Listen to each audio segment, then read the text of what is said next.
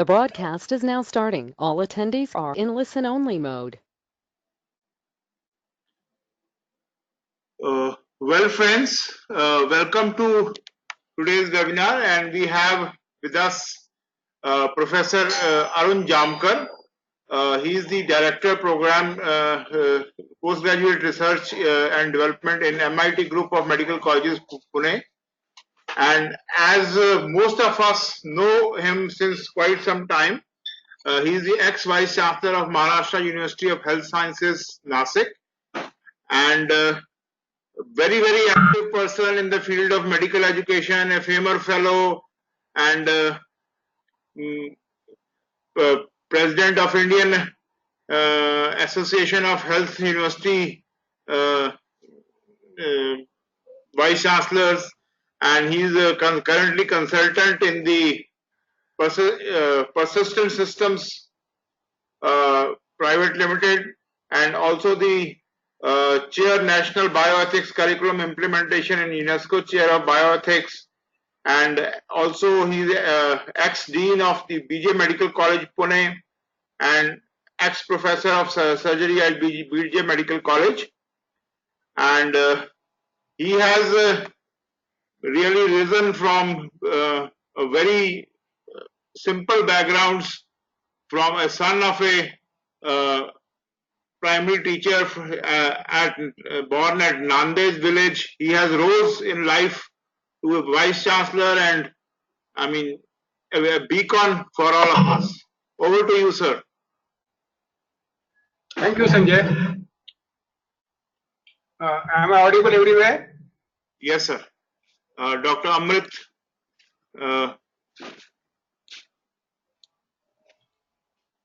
Today I'm going to talk on self-directed learning, rather how to improve SDL through technology.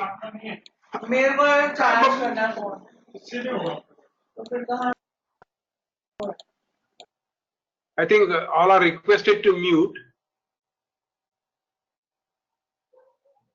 Now this whole history and journey of SDL I've been doing through technology. So preparation of this lecture itself was a self-directed learning. At outset, I must thank Dr. Sanjay Bedi and Dr. Rege for inviting me to give this lecture. Incidentally, my wife, Dr. Maya Jamkar, who is Professor of Anesthesia at BJ Medical College, was supposed to give this lecture on foundation course. And then we were discussing about whether problem-based learning, which was my curriculum research project for FAMER Philadelphia Fellowship, could be SDL. And then we discussed. And then I realized by going through that it is reasonably incomplete, and we need to have much more knowledge of SDL because it's a fantastic learning process. And I must compliment the whole MeU group that this question I put to MeU group, and then I was flooded with the response. I must mention two professors, Dr. Hitesh Vyas and from Dr. Madhuram, who created very nice PowerPoint with all information. In addition, my original PowerPoint was created by my wife. And Annette also. And there was some contribution by Annette. So, in fact, this is the first victory of MeU group. That whole of us, we create a knowledge for partners without bothering for the authorship or the rights. And this is, I think, the fantastic thing to happen. And MeU group has such a large audience, and it is so mature that anytime you have any difficulty anywhere, you put a question and you are flooded with the answer. So hats up to MeU group. So this is an MeU group presentation. की पहली service शिक्षक की join की। This is my video. पहुंचा, पहला ही दिन था, पहली कक्षा पढ़ाना था, सामने बच्चे बैठे थे, हिंदी पढ़ाना था, दो शब्द ब्लैक बोर्ड पर लिखे, ऊपर लिखा सत्य, नीचे लिखा भ्रम, मैंने कहा कोई बच्चा खड़े हो और सत्य भ्रम में अंतर बताओ। ये 90 चैनल देखने वाली पीढ़ी ने मुझे पहले ही दिन निपटाया। एक बच्चा खड़ा हुआ, बोला सर आप पढ़ा रहे हैं ये बिल्कुल सत्य है, हम पढ़ रहे हैं आपका भ्रम है। Actually, this is a very famous video of Ihsan Qureshi, and I've been using for a long time. I think first time I used for my fall presentation of problem-based learning. The problem-based learning was my famous Philadelphia curriculum research project, where we did a big work, and subsequently I published, I presented everywhere. And this whole philosophy of medical education started from there. Now this is an enigma. All the time we think that students learn and we teach. In fact, they don't learn at all. Because we tend to believe that our undergraduate students are still our kids. And we forget that they are adults, and I did not go into detail, but then we must understand that adult learning is entirely different. Adults learn when it needs to be used. They learn only when it is relevant.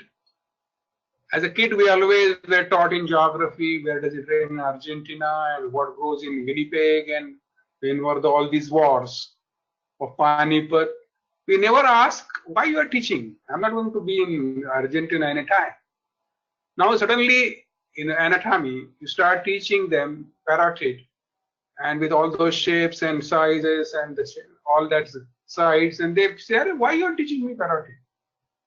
So whole philosophy is changing, because adults want to solve problems, to learn concepts.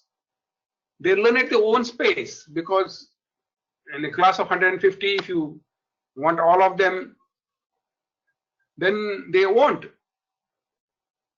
There was one class going on where they were teaching Krebs cycle, and it was a fantastic lecture where how the oxygen molecule travels from one cycle to other cycle. Fantastic. Everybody was stunned.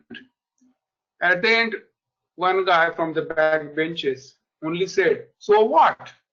So this is whole concept that they want to find out how it is relevant. They need to set their own learning objectives. Most often, somebody comes late, somebody doesn't pay attention, somebody might be sleeping because you are talking nonsense, and then you tease them. And next time the student doesn't come, because we want to preserve their self-esteem. And there are different ideas. We have traveled in teaching for a long time. All of us learned through books. We read, we went to library, we took notes, and all that thing was coming as a knowledge from our teacher. And our teacher believed that he's a tank of knowledge and he's pumping knowledge in our brain. And the whole thing changed. Well, now we have a digital world where everything is available as a soft copy with Google and all those sites. Students just Google it, and then in case we are not talking up to date, they won't listen. Not only that, from next time they won't come. So now your philosophy as a teacher needs to change. That if it's a digital world, you need to find out, go yourself on Google, what the Google says. And because one of the things the teacher can facilitate learning by telling, "Arey bhai, ye to kaam ka nahi hai," because there is a lot of nonsense and nuisance and the noise. So the digital world, we need to modify the teaching. And then we thought the psychomotor skills can't be taught, and the video world came, and then we have flooded with all those video sites, YouTube, Khan Academy, web search, 3G, and then everything is available. So much so the YouTube is so wide that you can ask anything, how to put a rice stew or how to cook a cookery. So I think that whole philosophy of a psychomotor skills is changing. Even if you want to change the battery of your mobile. So these whole things, psychomotor skills, are available through all these video world. So I want to suggest that we as a teacher, we need to change our whole attitude. Earlier we were in industry model, teaching 150 to 200 students, giving them same lecture for years together, and then we are waiting for them to become doctors. Now we need to collaborate. We need to find out what they want. We need to find out how they learn. We need to find out how can we add in existing knowledge that they have. And here whole thing is IT has changed so much that we need to change the role as a facilitator and give justice to the process. Same time, irrespective of all that, students want to attend your lectures because there is still charisma and charm of teaching. Whole philosophy of knowledge is changing. Information about where the knowledge is available is now half of the knowledge, because we don't want to go into mugging system of recall. And I think the whole area is traveling from information, knowledge, wisdom, insight. Information is meaningful data, which could be small, and knowledge is finding out where the information is. And once you mature your enough, start understanding and applying knowledge, then that is wisdom. And insight of the awareness of underlying essence of truth is insight. So I think the whole philosophy is so changing fast that we need to accept. We can't be just in the state that we are a tank of knowledge and we're pumping it to you. So if you put this whole philosophy of in a what is called as DIKUW in the Miller's model, I think same thing is happening from data to wisdom, and information is the main source. And even in the clinical decision making, data, information, knowledge, wisdom, and decision. So the data, whatever you have, is all images, maybe knowledge having their clinical cases, and how to use for decision making. So that is what is required. So with this background, I just want to put whole idea that unless the student himself wants to do something, unless he just wants to learn himself, it won't happen. So at this background, we are what is called as an SDL, self-directed learning. We'll have a definition, history, stages, why there is SDL in medical college, and then how the use of technology, because I'm not going to just give examples of technology. Our teacher of an SDL, a class 6 student, is Ekalavya, who didn't know, and then the Dronacharya didn't want to teach him, but then he put the statue of Dronacharya and learned, and he was better than Arjun. So I think in archery, and that's why I think he is the one who is our hero, icon of SDL. Malcolm novels in 1975 was one to introduce. It's a process in which individual takes initiative with or without the help of others in diagnosing their own learning needs. The student has to diagnose to find out what he needs, and then he needs to set up goals, identify human and material resources. So identification of resources, learning, choosing, implementing, whole thing comes. This is how the Malcolm novels defined SDL, and Gibbons said same thing in another few language, and I think both of them need to be given credit. Now SDL starts from first year because there is no curriculum for the guy. He learns how to learn, and that's why it goes up. So we just want to find out the processes in which SDL is required. So we have planning, implementation, evaluating a learning project, and then learner should choose what he learned and how to learn, and decides when to continue and when to end. So I'm just going to have some videos of identifying whole thing. This is a small video. Self-directed learning involves 5 steps. Set goals, create a plan, monitor learning, seek help when needed, and reflect on process. Step 1 is setting goals. A student might set 2 types of goals, short-term goals and long-term goals. Short-term goals can be accomplished in the near future, such as doing well on an upcoming quiz. Short-term goals are often easy to plan for because people have a clear idea about how to accomplish them. Long-term goals take more time to accomplish, like getting into college or getting an A in your honors course. Long-term goals can be difficult to plan for because there might be a lot of steps needed to accomplish them. However, setting short-term goals can help an individual get closer to achieving their long-term goals. For example, students whose long-term goal is to attend college might set several short-term goals for themselves, such as passing all of their exams and getting involved in extracurricular activities a couple of hours every week. Step 2 is to create a plan for accomplishing the goal. Things to consider when generating a plan are timing, when will I study and how long will I study for, material, what do I need to learn, and using effective learning strategies, how will I study.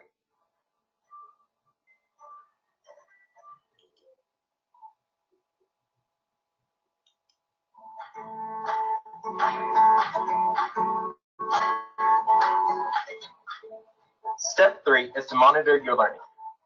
Monitoring your learning is about checking your knowledge. What do and don't you understand?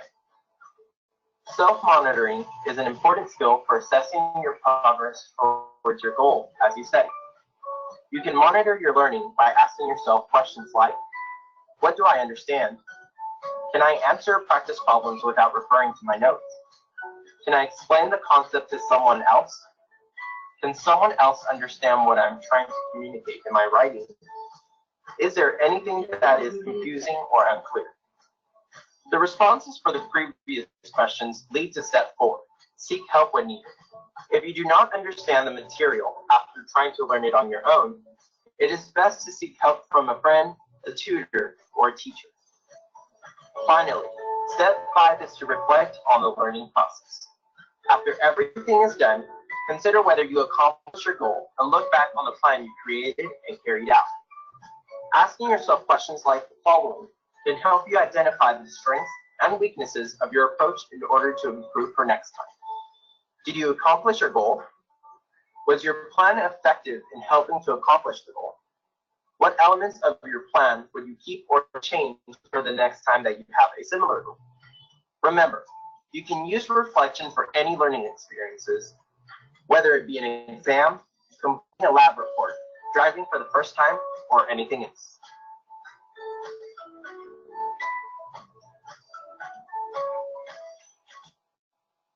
I think these are the steps, and therefore a student need to understand all these steps to set up a learning goal, to assess readiness to learn, to engage in learning process, and to evaluate learning. Now, so here we could put in to find out whether they are learning. It goes to say that everybody is not at the same stage, because student goes and travels from a dependent learning to the self-directed learning. So when it is dependent, you require to give an authority and coach. So like a baby, he's dependent and entirely everything is on you. So coach with immediate feedback and lectures. So lectures become dependent. Then interested. So the teacher is changing role to motivator and guide, and they're inspiring lecture, guided discussions, and then involved. He's getting more involved in the whole of his work. Now you need to be facilitator, and therefore our seminars, group discussions, projects, they come in there, say involved. And the last one is a self-directed, where the teacher is a consultant, and then dissertation, internship, self-directed study group. So I think every student travels and becomes a self-directed learner. So how this to happen, this is another small video to find out how student is traveling from the dependent to self-directed. How to measure progress. Of course, in order to assess progress, one needs to know what is self-directed learning, why it is important, and we'd also need to understand. So your slide is yeah. Your slide has not changed. I mean, it's still yes. It's a video. Yes. You start from beginning. Yes. Why it is important, and we'd also need to understand the different levels associated with lifelong learning. Crow in 1991 enumerated 4 specific levels. First, stage 1, the dependent learner. In this stage, our learner leans heavily on the instructor. There is no self-direction or even hint of understanding that there might be more than dependency to learning. This learner is going to assimilate specific details, memorize, and even complete identified tasks. The learner is entirely dependent upon the teacher. In the second stage, the interested learner is beginning to realize that there may be something more to learning. They may not be able to really be directed all of the time, and they can seek out opportunities as well as resources to learn. This learner may be recognized by setting their personal learning goals and even recognize the need to start looking at where they want to be rather than checking items off of a predetermined task list. This learner is starting to build some self-confidence in their abilities and their skills. The educator can best help this student by showing enthusiasm for learning and motivation. The stage 3 learner, the involved learner, is in the immediate stage of self-directed learning. They are recognizing the ability to really participate and to learn by themselves. They like to participate in group activities and learn from other people. This type of learner is making some learning goals and creating a method to achieve these goals. The teacher has moved from the role of an educator to the less involved role of a guide. In our last stage, the self-directed learner is at the pinnacle of all the levels. This learner not only sets their own learning goals, but has already determined how to assess their goals. This learner can cultivate their desires and knows how to pursue them. They are able to determine the validity and reliability of acquired information. They also create their direction for learning. In this level, the teachers appear for a learning consultant. In Grow's wonderful stages and in the chart, you can see all of the different levels of the student. So if you evaluate how much students understand, the lecture 5%, when they read 10%, audiovisual 20%, and then they practice by doing, it is 75%. In fact, the peer group learning, or when you start teaching to your students or maybe as a resident, you learn maximum. So I think this is the one thing we need to understand. Now, why you require SDL in medical college? Because medical schools have a moral obligation, because whatever we learned is already old. By the time you start practicing, the knowledge that medical students acquire at school may become obsolete when they join medical practice. Now, I hope everybody knows our years, we are all doing open surgery, and suddenly there was laparoscopic surgery. Therefore, we need to learn ourselves for the laparoscopic surgery. And then all those protocols are changing. So we need to have new protocols, otherwise the patients will not come. So I think in medical education, we all require to have self-directed learning, because the change has occurred and it will be unfair or unjust on the part of a doctor not to utilize latest technology and latest protocol, which you need to learn, otherwise you can't practice. So there are several advantages. There is heightened curiosity. We have, say, enhanced critical reasoning skill. We have better retention. So that all things can happen with SDL. So, but the role is changing as a teacher. The teacher has to become facilitator, motivator, so designer of learning situation, and then of course he has to learn with the student, co-learn. So there are various programs available, and therefore I'm going to just present a problem-based learning as one of the method of SDL. So now there are several skills are available which need to be evaluated, because the goal setting skills, processing skills, decision making skills, and self-awareness and content competence. So now last time I took this course for say foundation course. So at the end of this, I asked the student that how will you plan to learn stomach and duodenum, because they are all past 12th, they know a lot of biology, and therefore they know everything. So I just give them a exercise to find out how will they learn. Now basically whether they have learned or evaluating a self-directed learning is one thing, because otherwise we will be dealing with a student, we will be immaturely going out. So once we leave it to them, we need to find out whether they are learned. I think I'm just introducing an entirely new thing called concept maps as an expression of self-directed learning. In a concept map, there's one nucleus, and you need to identify and branch and rebranch, and therefore it gives you an hierarchical situations and come to the say conclusion. So there are various concept maps available. These are the for now this is for the chest pain. The clinical reasoning given for the chest pain. So after the topic is taught, we need to give them one topic and therefore and ask them to create a concept map. Now on my problem-based learning say curriculum research project, both the batches, the say study group as well as control group, where they were one topic for concept match. Now the one student was given the carcinoma tongue and management, and therefore he evaluated everything detailed to find out what are various options, why sides, how do they present, and how the management is there.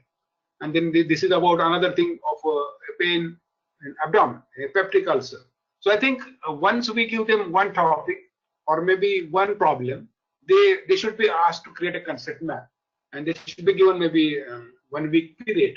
Now then they come, and we need to evaluate the self-directed learning by what is called as an OVAX method, where the concept links, cross links, hierarchy, examples, this everything is available on net.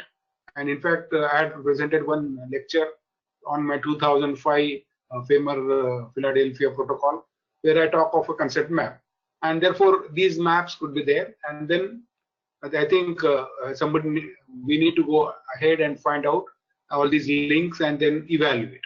And then we evaluated both the study group, control group, and it was one of the very valid dogmatic method to find out whether the student have attended and say self-directed learning.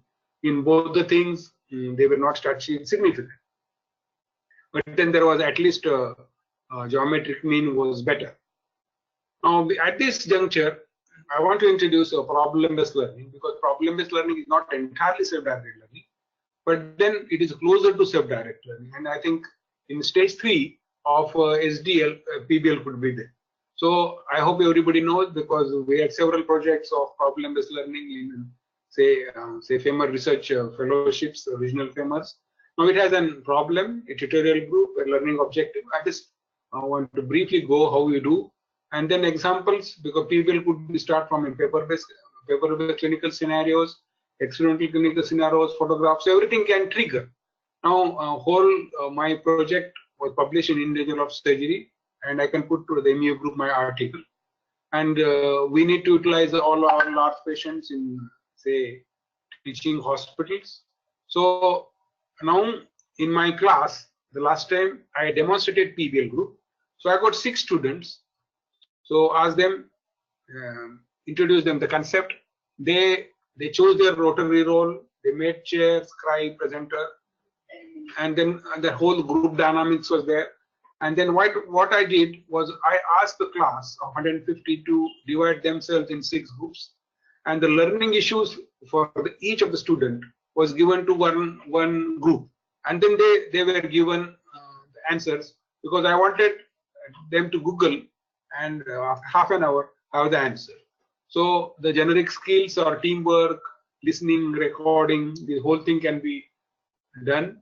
And a classical tutorial where everything is directed to a lecturer is directed to each other. So it's entirely student-centric, and I think it's one of the closer form of SDL.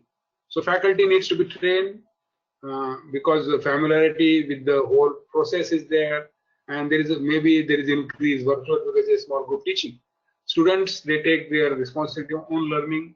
The training of people, they require some small group dynamics, because today's world, everybody is competing with each other. They need to collaborate. I think that one thing has to be there. So they start from the basic thing, is that what they don't know, and that's how you start. There are various claim advantages. It gives lifelong learning skills, best method of interactive learning. Students use deep learning approach. improvement in general problem solving skills. They enjoy. It's fun. They are better presentation skill because at the end they need to present everything again. There's resource utilization, increased retention of knowledge, motivation, meaningful learning. I think these are whole processes available, and some of them could be parallel with a self-directed learning. So case is given, they want to identify problem, they should identify what they don't know, generate rank hypothesis, explain mechanisms, ask questions, identify by brainstorming with each other and give a plan.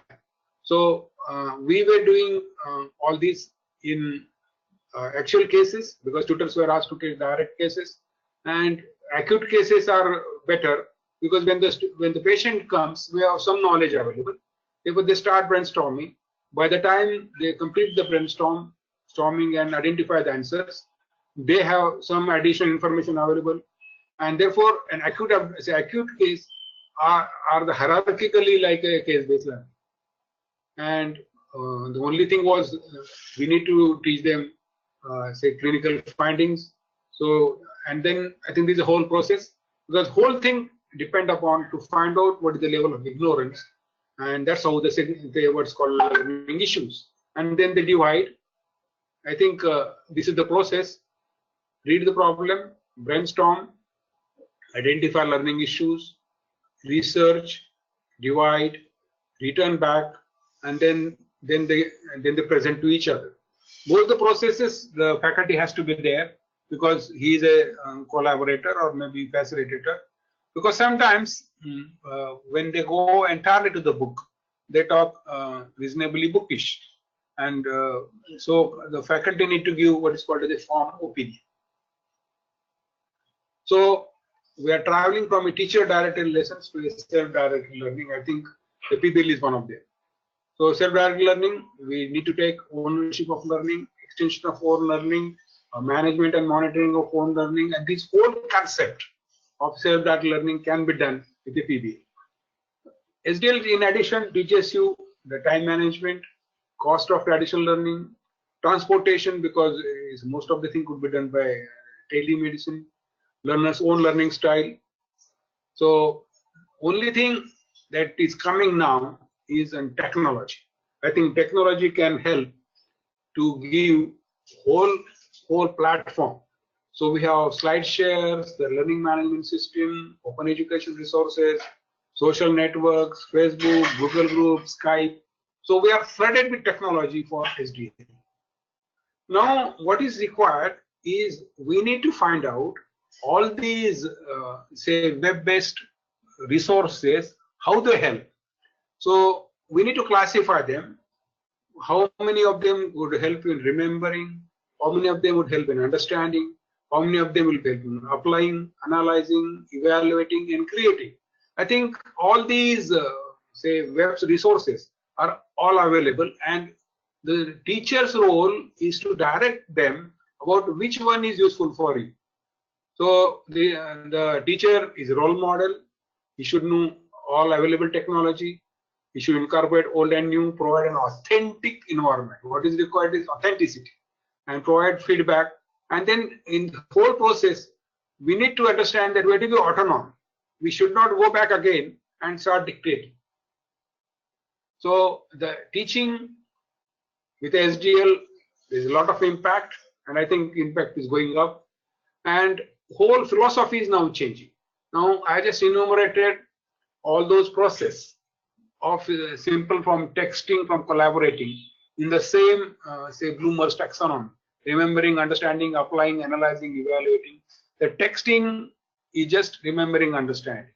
Whereas chatting, you are applying it. Still, say I think we need to translate whole thing together.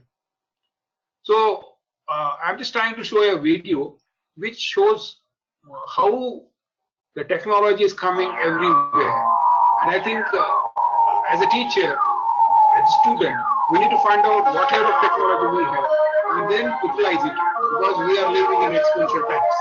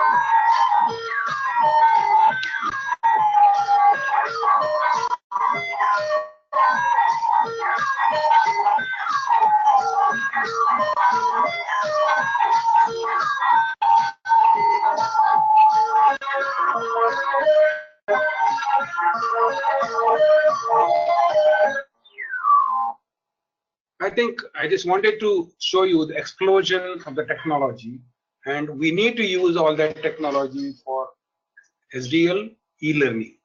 So whenever you're delivering learning, training, education program by electronic means, which involve the use of computer, any of the electronic device, web and everything, that is e-learning.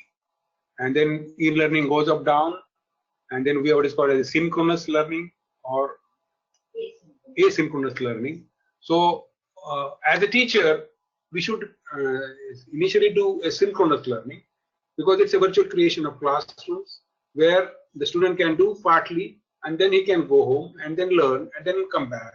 And therefore, this could be a synchronous learning, because student and teacher both are at the real time, same time.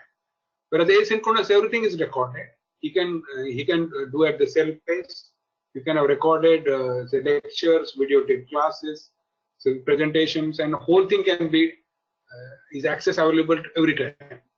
So we have all tools available: email, audio chats, online forum, and then all digital tools, number of them. The browsers are available, the online curators, Google search tools. Beyond search tools are plenty from Google, Yahoo, Bing, and then we have everything is available. I think we are explored to a big digital toolkit. So start from, you can use email, because now what I do now is, suppose I'm teaching, I send my notes to everybody by Google Group, by email, and then I don't want them to say take notes, so that they learn and they only ask questions. Now sometimes the Google Group, everything can be there, and then I want them to load the pictures. So I created my own website. I put all my notes on the website, arunzampal.com, and then student download. So I think the emails could be better used for all the teaching processes. Now you can use blogs, web resources, then say video conferences. The whole thing is available. So we have series of them. I think Sanjay has given so much of say explosion of all these technology available that I did not go, but just want to find out that you could just go to website and find out. Now the phones have become very smart, and with Geo they have become, the internet becomes so popular. So Google Glasses can help you. The blogs, because it's a discussion group. Now this is one of my blog on say where I put all my notes. WhatsApp, because WhatsApp sends, you can send images, everything. I think there is a lot of things available. Now then we need to shift to flipped classrooms, where the classroom, the lecture components are already shown to them, and then the student come and watch. So the traditional classroom, we are just giving them standard instructions, where the flipped classroom, they learn before and then come back, and then the learning becomes more perfect. So Medical Council of India just wanted all of things to happen. I think a lot of good changes are happening in MCI and now BOG and now in National Medical Commission. So in fact, as a member of Dr. Rai Chaudhary committee, we suggested that we should get away with all microscopes. Every department should have a 50 computer, say, what do you call a computer station, where everything can be taught. It could be connected to internet, it can give histopathology, it can give images, it can give operative surgery, it can give everything. And therefore, the learning can become more and more rich. So, learning management systems are available, something like Moodle, then Tyro. Now, I am a surgeon. The web search is almost a web university where everything is available, beautiful animations, surgeries. You just want suppose laparoscopy, adrenaline, there might be 15, 20 videos with animations. I think it's one of the best things. So it's almost a virtual university. And then our live. So I'm trying to impress upon you that with the technology, the whole scope of learning had changed. First time in history of civilization, everybody has same equal right to learn because the resources are so much. I think first time learning has indeed become democratic. There is a total dissolution of time because you can do at your own pace whenever you want. There is a dissolution of distance. A student from US can learn, a student from say India can learn on US sites, and therefore there is whole dissolution of time, dissolution of distance, and the whole thing is changing and becoming a collaborative learning. I think SDL is one of the best way to go towards a collaborative learning. So as I told, independent of time and geography, and we are shifting from what is called as a mass production to mass customization. Initially, we were just teaching 150 students, same thing again and again, without bothering what happens. And now every student can learn more. So I think there are more role to play for electives, more role to play about what they exactly want. So definition of intelligence is changing. Intelligence is no longer memory. It is adapted to change. So as a teacher, we need to adapt. And I think whole process of technology and say accepting SDL, the learning has become personal. The searching, browsing, use of computer power, information resources, services. So I think the technology has become a boon.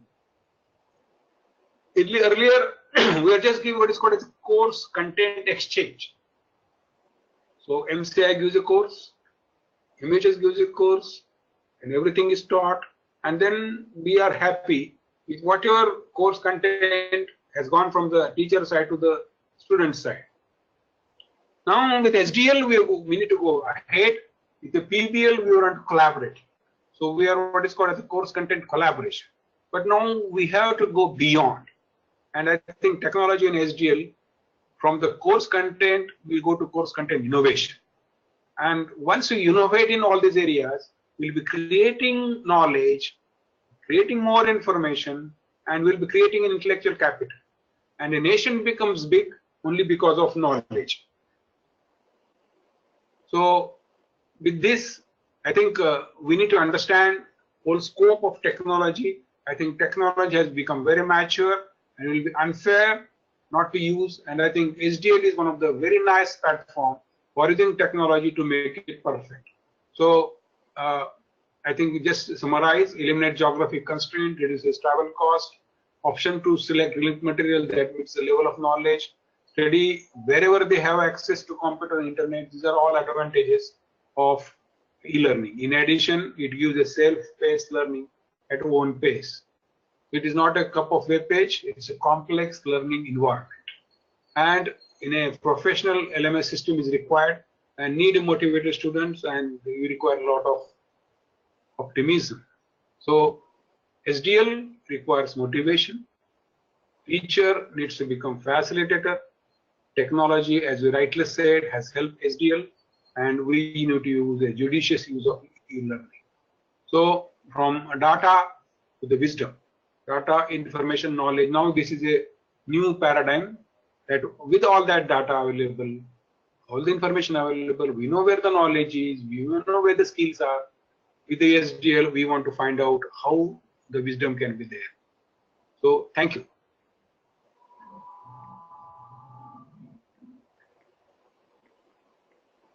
Thank you, Dr. Jamkar. Now it is time for an interactive session.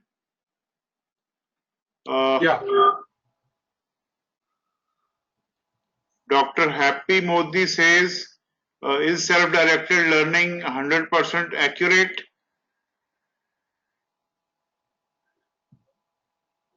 Actually, we need to monitor about the accuracy. That's why where the role of teacher is coming. Now, once you go to all these websites, you need to find out because there is no. And I think today at least, we need to have stage 3 of SDL, where all knowledge that is gained through the SDL need to be monitored by a teacher. But at the same time, he need to be facilitated, and he should not call it a mistake.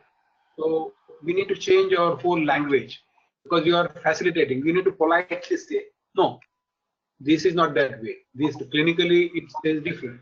I think that accuracy will subsequently come when the student becomes mature. Now today, suppose I am learning on laparoscopic surgery, a new method. I obtain maturity because I am already using SD. Okay, Dr. Archana Belwadi Jagdish. Please speak.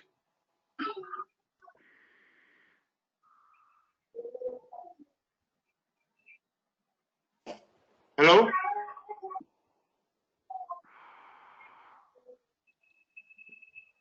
Dr. Manjinder Kaur, can you unmute yourself?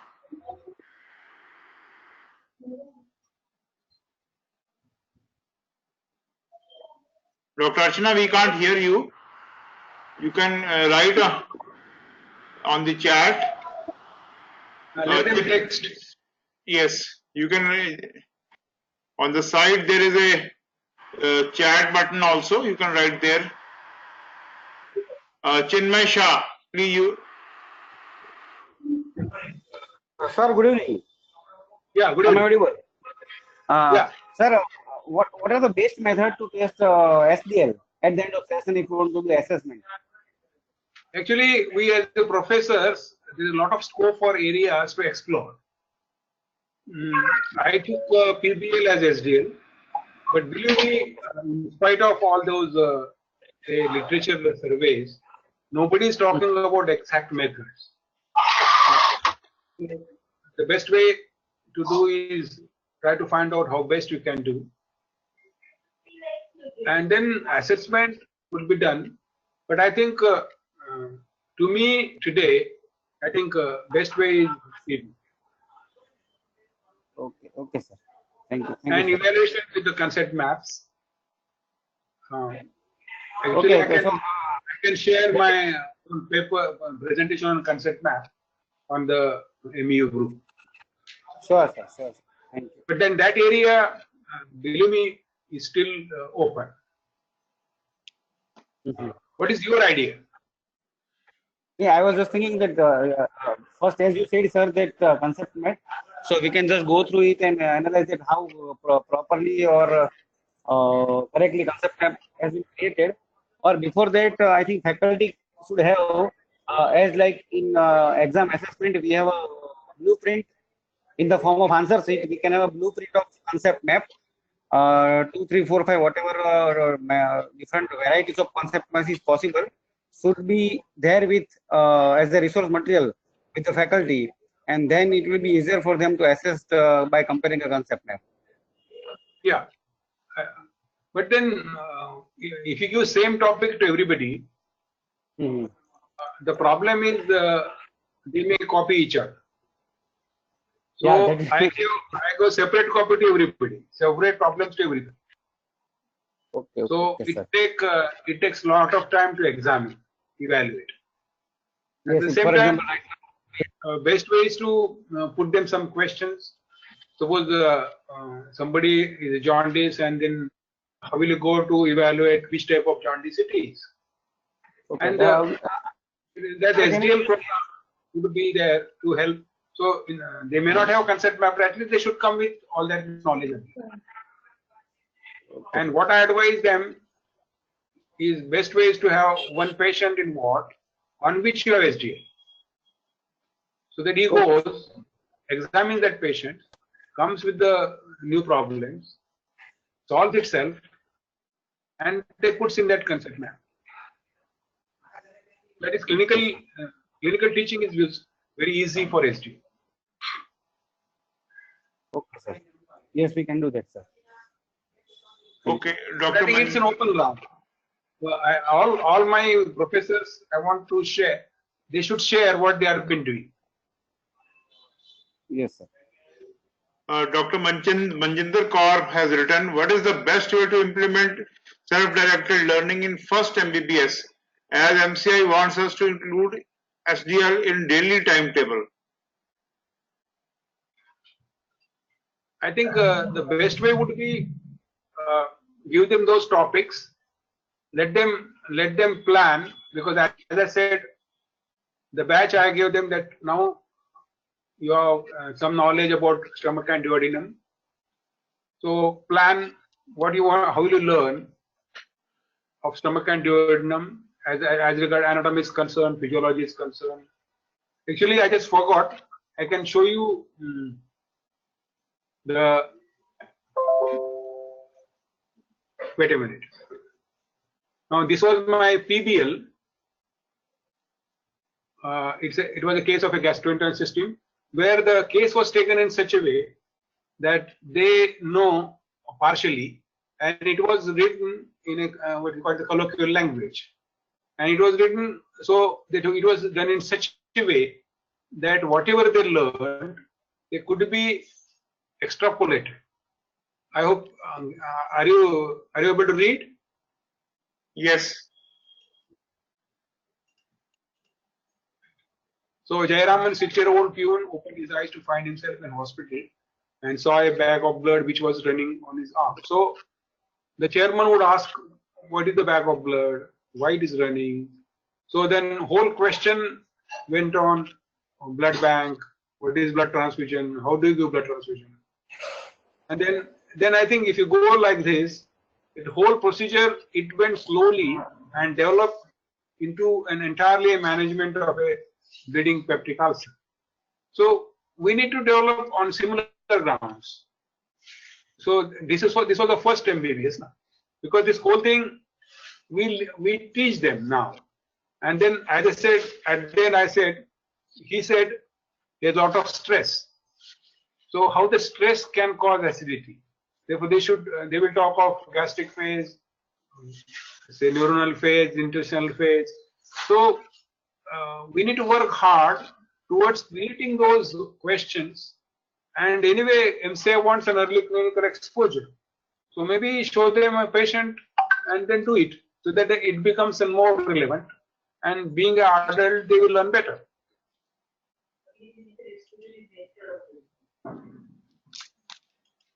Okay. Dr. Nirmala Rege. Sir, can you hear me? Yes. Thank you, madam. Thank you, sir. Sir, I just miss it was a nice lecture. Miss teacher's role has been changed and more expanded, and so also the responsibilities on the teacher. So from the curriculum, we have to map topics for the self-directed learning, because it will take more time for the self-directed learning. They may learn, but a lot of time has to be given, even for the PBL you are saying. So then in that case, it may be applicable to the certain topic. Means teachers have to find out those topics, and then those topics should be taught in a self-directed learning manner. Not entire this thing. There will be some overlap everywhere. So let us say now that stomach and duodenum, you go down, then discuss about pharmacotherapy. And the same thing will go down and discuss about surgery. So there will be some overlap, and what are the blind spots which are not covered, the SDL will help because they will find out what is not covered. Okay. Yeah. And madam, now I finished my MBBS in 1973. Whatever I learned, there is nothing say valid today. So everything we are learned on our own. I think we need to give them same direction. That what you are learning is relevant by the time you practice. Yeah. Yeah. Thank you. That's why we are lifelong. That's why we say we are lifelong learners. Bhupender Jain.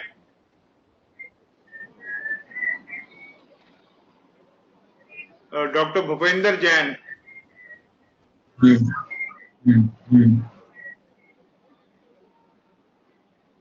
Dr. Bhupender, we can't hear you. Can you let him text? You can write on the chat. Rekha Kumari. In addition, all over that Google group, they can put questions. Yes. Because at the end, the aim of my lecture was all the professors across the country should be able to use SDL by collaborative process. There is nobody knows better, nobody knows less. And as I confessed in the beginning, this whole thing is an MeU cream. Yes. There is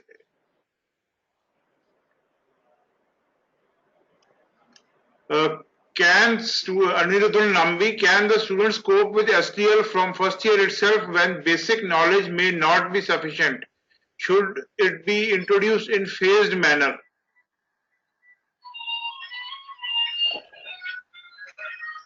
Can you come again?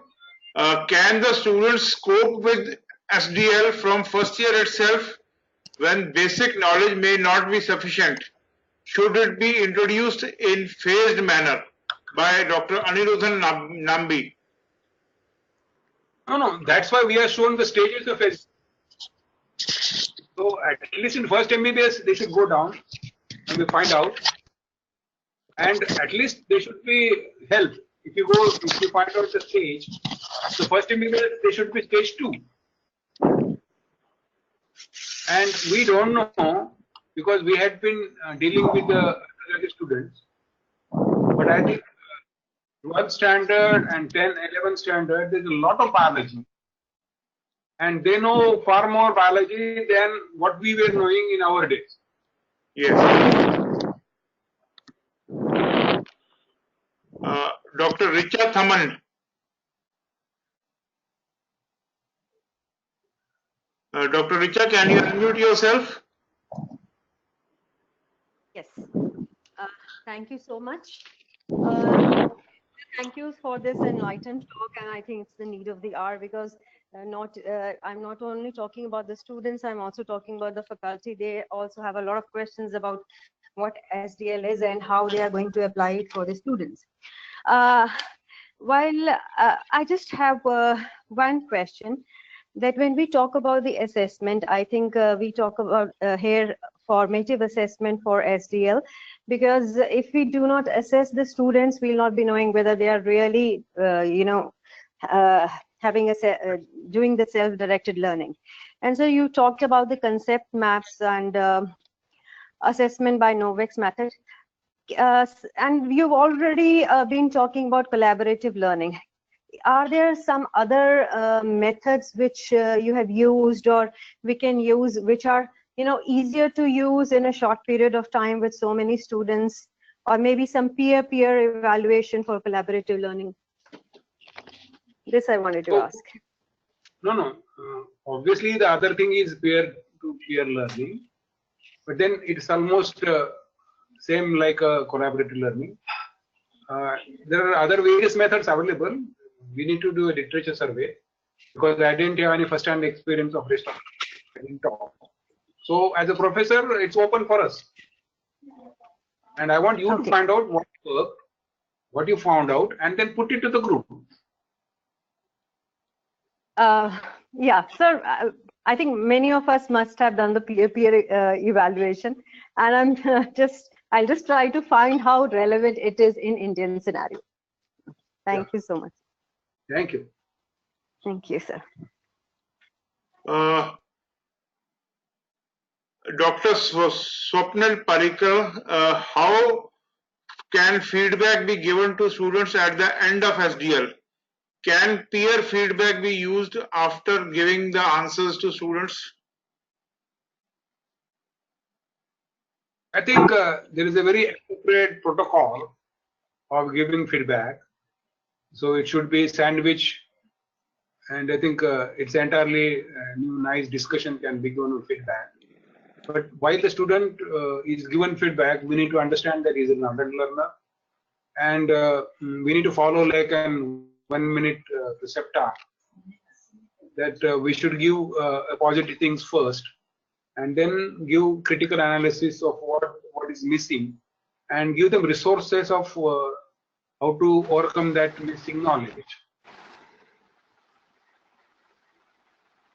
Okay. Dr. Avinash Supe.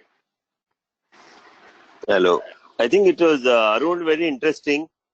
Enjoyed the talk. I think there are 3 points I would like to make. One is self-directed learning is a wide conundrum spectrum. I mean, it is from just simply you are talking on the round and tell your resident that go and get these things done, till using a high level of technology where you are asking them to do projects and he's doing on his own. It's a concept which is used as part of or on its own. It's a kind of thing which is used in any technology. Like you gave example of PBL, there could be many other LMS and all where the SDL is used as a part. But what is important of SDL is that student travels on its own, and you rightly said on the 4 kind of levels he continues to do that. And second point I want to make is the student, don't underestimate first year students. I think many of them have undergone these kind of technologies before. Many of the new educational systems have lot of projects and self-directed learning in their schools. In fact, in our own college, last 15 or 20 years, we have a very nice seminars which are conducted on clinical cases by anatomy students, and which is worth really listening, that there are about 16 or 20 batches go to clinicians, take a case, and then they correlate anatomy with those clinical cases. And it's wonderfully to see how students read, how they go and do research. And I think we have to just give them time, and you have to change your control from a teacher trying to control everything to be a facilitator and allow students to grow at their own pace. And the third point which I want to make is that one thing which did not come out, the assessment. Now, assessment is usually the first thing is something like you develop a framework where you want to really go. And then first thing what you do is a self-assessment. I think self-assessment is very important in SDL, because the student should know where he is going, because that is something which will help him to really go, because that will improve his motivation. The peers and teachers will definitely assess them and they will give him feedback. But the self-assessment, he wants to know where he is and where he wants to go, is one of the most important component of the self-directed learning. And I'm sure there are many other scales which are there, rating for self-rating scales. If you look at DEME review, all of you should read that DEME review, Best Evidence in Medical Education. They have used SDL. Of course, there is a little evidence for any educational principles are little weak. But here they have said that these are the kind of techniques which definitely make students learn better. Of course, there is a need for more studies. But when you talk about assessment, what you need to have a complete canvas of framework and self-assessment, peer assessment, rating scales, and of course, then teachers do a final assessment. Thank you so much. Thank you, Avinash. Thank you, sir. Dr. Pratik Tarbadi, use of checklist to as SDL, is it possible during discussions? Yeah, obvious, of course. Yes, but then of course. You need to create a checklist first. Priya Prabhu. I want to carry the point which Avinash said, that don't underestimate your first MBA student. Now this batch, I was teaching them PowerPoint as a part of a computer, and believe me, everybody knew everything in PowerPoint. So what I did, instead of talking them about how to do a PowerPoint presentation, I had one say 70 question MCQ, where almost 80% of those MCQ about PowerPoint were answered by the students. And they just wanted to know how to do animations and how to put videos. But I think remaining thing, including shortcuts, they knew. I think they are well versed with technology. We don't underestimate them. Dr. Jonathan Arnold, please unmute yourself.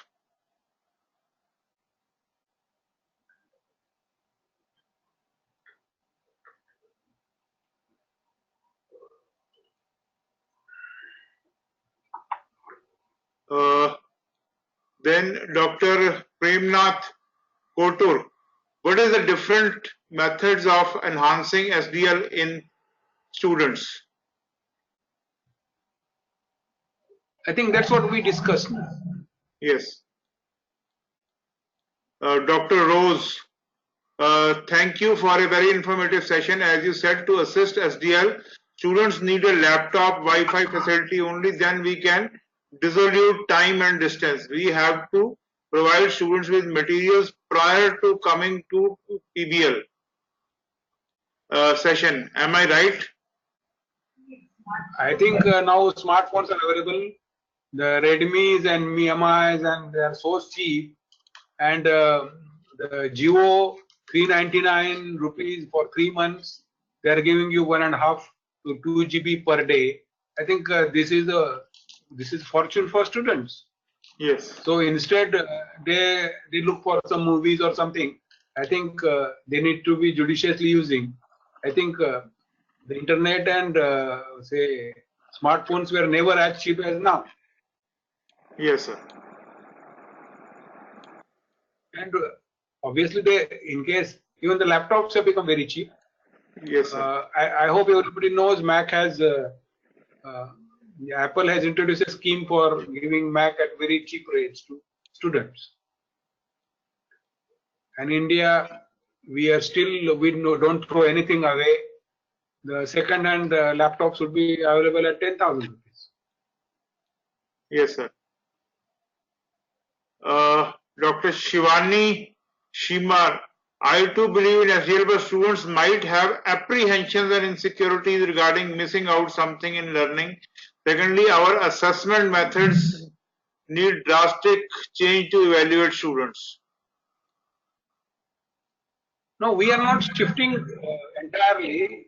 At the end, there will be formative exam, and that is a say summative exam.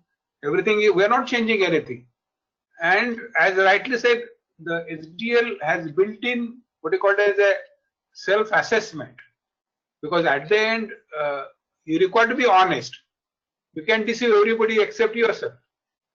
So the role of a teacher is to get away from the apprehension. The role of the teacher is to help him. The role of the teacher is to find out that you are going right. There might be some mistake somewhere, but then obviously everybody makes mistakes.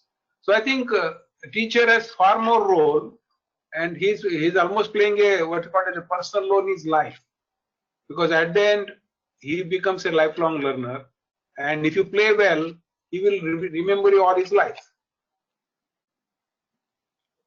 Dr. Nitin Kothari, please unmute yourself. Hello. Yes. Hello. Hello. Good evening, sir. First of all, I want to thank you for a nice lecture, and I want to drag your attention towards potential challenges for self-directed learning, and I want reply from your side for these challenges. First of all, the first challenge is the concept of self-directed learning is basically taken from Western countries. But what is the difference between the Western countries and the Indian scenario? That in Western countries, students enter in the medical college after doing their graduation. They are more mature than their Indian counterparts. So they are more mature and they are more receptive for self-directed learning. While it is absent, that is deficient in Indian scenarios. So Indian students are not so much receptive for self-directed learning, and this SDL is also not properly handled in schools also. This is the first concern for SDL learning. Second, I want to draw your attention is to conduct a SDL session as you taught, as you said, in a batch should contain 6 to 8 students. And how is it possible in Indian scenario where faculty is short? If you take my example of my college, to handle the 150 students, we have only 4 or 5 faculty. So the 4 or 5 faculty will have to handle 150 students. So one faculty will take care of around 50 to 60 students. So SDL, to conduct a session in SDL is practically impossible in Indian scenario, taking the consideration of MCI. Thanks to MCI. The next concern my is as you said. I'll answer one by one. Sure, sir. Sure. Let me address your first concern. Yes, sir. In spite of all that, our 12th standard curriculum is as good as the pre-medical curriculum of US. We are traveling very fast. They might be say maybe 2-year-old, but I think understanding is almost going towards that. And once you do that, the performance of Indian graduates is far better than their American graduates. In fact, an average American prefers an Indian physician. So it's not a question, it's a hard work. And I think maturity is very reasonable.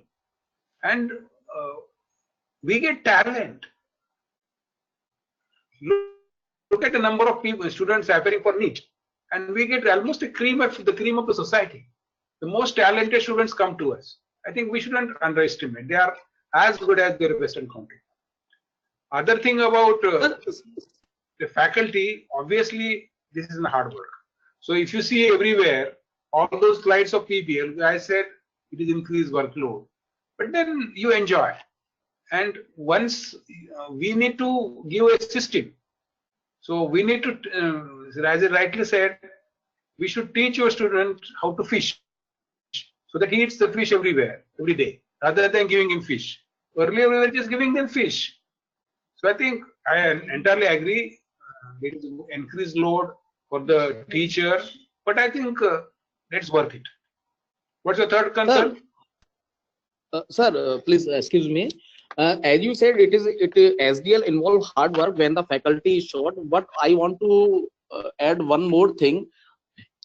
We are putting a session of SDL say for 2 hours, and ideally we should create a batch of, as you said, 6 to 8 students, and we will extrapolate to 20 students. And MBBS is example is 150 students. So to accommodate 150 students in 220 student group, we will have batch of 7 batches. And to conduct 35 students. No, PBL was for 35 students. 35. Okay, sir. 35 students. And so to conduct a session of 150 students at a time, we will require 5 to 6 tutors at a time. So, sir, at a time, 5 or 6 tutors are not available. Satellite arrangement where you have multiple 10 or 10, 15 tables, 10 students putting everywhere, and then one teacher can accommodate and one of the group can present. So we need to work hard towards how to find out how to reach. But sir, so only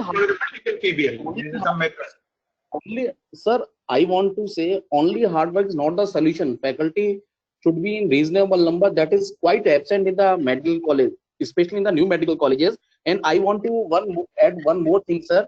The faculty are not sufficiently trained in conducting SDL. And as you said, sir, in your session, tutors are supposed to be there to conduct a SDL session, and tutors are not allowed in revised basic course workshop in MCI workshop. MCI allow only faculty of assistant professor and above, while the tutors are involved, especially in conducting SDL, while they are not allowed in MCI workshop. This is a contradictory. So we should write down the MCI. So tutors should be allowed by MCI because I agree. they are trained in SDL. We need to utilize our platform. We have a MeU Yes. group. Write down an email to Dr. Paul, and he will respond. Yes, sir. I have done it, sir. I think this is our platform. This is our Yes, sir. opinion. And then it's not Vedavakya Pramanam. Yes, sir. And sir, for my next concern is to conduct a SDL session. Internet connection is a very prime importance thing. And in many of the medical college, internet connection is a de-dimming process in current scenario. In my college, internet connection, forget the internet connection, meeting the mobile connection network is so much difficult. So how can we conduct SDL session? Now 4G is coming. 5G is coming. So sir, logistics are not proper. Giga fiber is coming. So just wait. Yes, sir. It is coming on September, I think. Now, if you see the National Medical Commission bill, we'll be having next. There will be ranking of the medical college on the basis of performance of the next. So there will be inbuilt competition, and therefore, if they don't perform, they need to invest. Or government will invest. So, sir, I want to say MCI should provide first the infrastructure, human resource and logistic, then he should implement SDL. Anyway, thank you. Let us agree to disagree. Yes, Dr. Rajesh Kumar Ahilwar.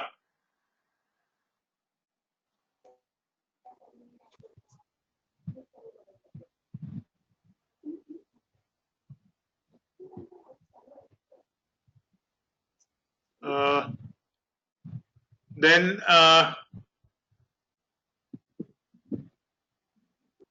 there were will it be possible to learn at your own pace in a medical school by Dr. Balaji?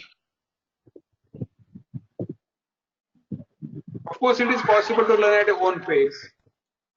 Irrespective of what we teach, they learn at their own pace. The problem is during evaluation, we hardly pay attention to the pace. Yes, sir. Dr. Amrut Krishan Upadhyay, he says, thank you for this session. Rajiv Gandhi University of Health Sciences, Bangalore and our medical colleges have banned mobiles and tablets in students' hands. Is this not a retrograde step?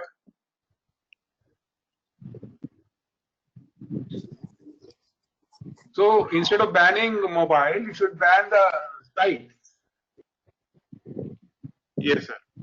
So you write down to Vice Chancellor that this is a retrograde step. But SDL doesn't mean only internet. Then Dr. Dhruvendra Pandey, how we plan a self-directive learning in classrooms of community medicine? It is far more richer in community medicine because community medicine encompasses everything. And I think we, as a professor of PSM, we need to explore because community medicine, in addition to all the clinical sides, has a lot of technology, a lot of other things available, and everything is SDL. Just put them some point. Yes, sir. Dr. BP Gautam, please speak.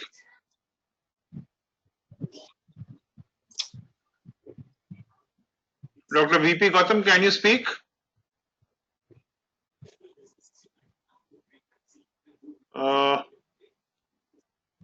We can't hear you. You please write.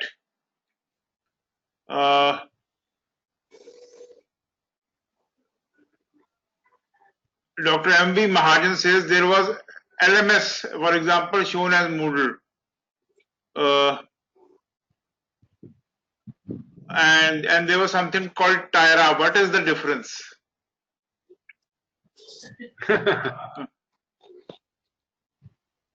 Okay. So let him do SDL on both. Yes, sir. Then, as I said in beginning, this is an collective wisdom of 4 professors. okay. And actually, I just put them, and I haven't used Tyra. That's why I can't. Okay. Dr. Kalanti TP is selling possible in today's medical colleges with faculty without any experience in obligations.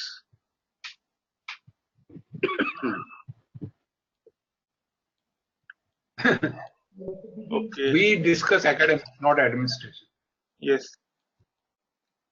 Rupali Baburdikar. For SDL, for students, standard textbooks are very much essential and important, and in addition, technology may help to clarify things further. So, is it not essential for students to be guided to use books more?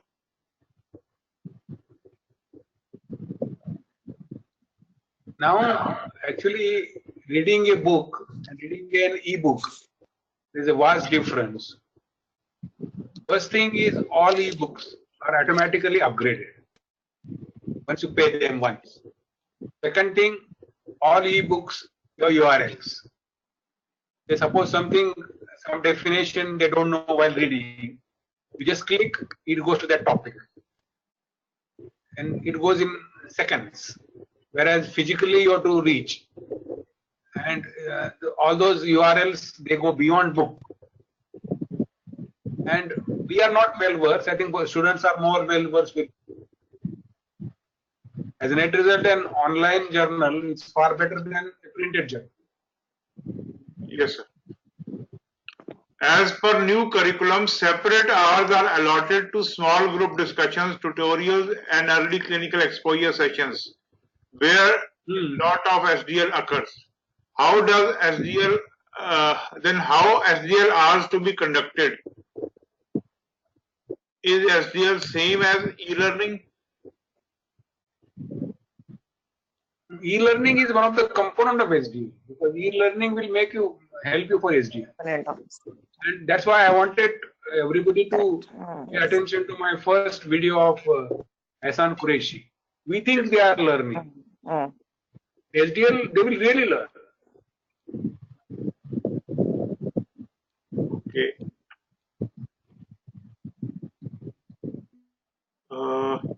I think it has generated a lot of heat. So I want everybody who attended to put his points and do SDL and explore how it can be better. That's all. Yes, sir.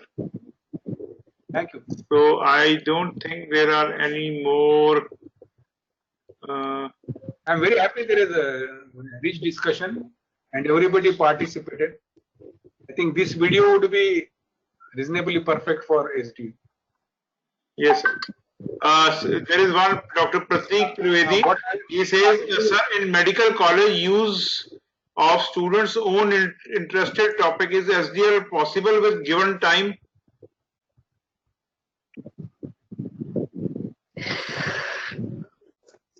I think we are overestimating our own performance. Yes, sir. Let it leave to students. They will take care.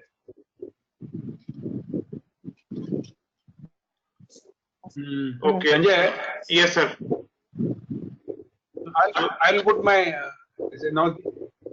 In addition, I'll put a PDF of all slides, because in order to make it in 45 minutes, I removed almost 1/3 slides.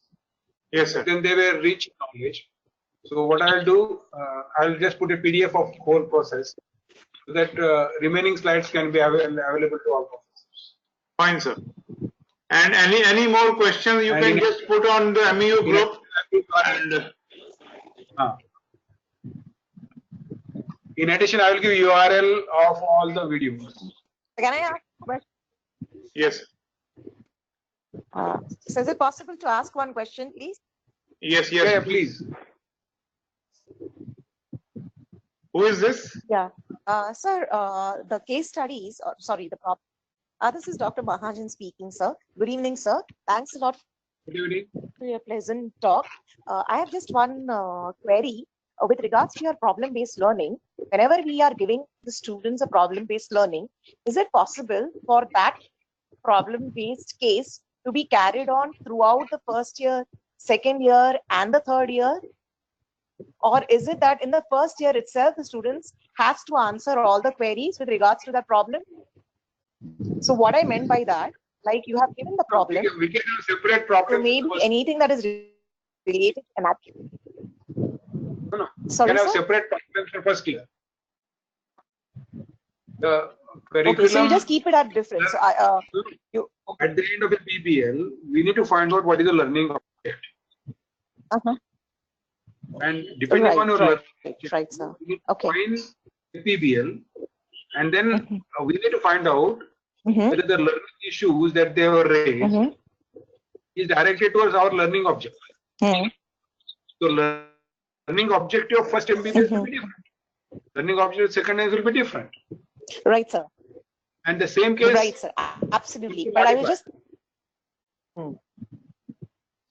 Right, sir. So, but can we keep the same problem and we can continue so that the whole case study is in like a case book format for the student. So whenever the student refers, he has the whole thing with him, in what do you say? With him, like a ready reckoner or something like that? Or no, it should be in a separate format. This is just thought, sir. It's good to combine all things together, but then basically all those places where PBL is introduced, there is nothing like first year, second year. They are all amalgamated. Right, sir. Right, sir. Right, sir. Okay. As well, I mentioned. Now we are shifting everywhere to scenario-based question papers. So teaching PBL, right, sir. Yes, absolutely. Scenario-based question papers, which evaluate the creative thinking, construction, and all our papers are on recall. Right. Yes, sir. Thank you. Right. Fine, sir. Thanks, sir. Yeah. Thank you, sir. Thank you. Thanks. Absolutely pleasure talking to you, sir. Thank you very much. Thank you. Yes. So next on 31st, Dr. Henal Shah has agreed to deliver a webinar on early clinical exposure. Dr. Henal Shah is from Mumbai, from KEM, and so I don't see any more hands.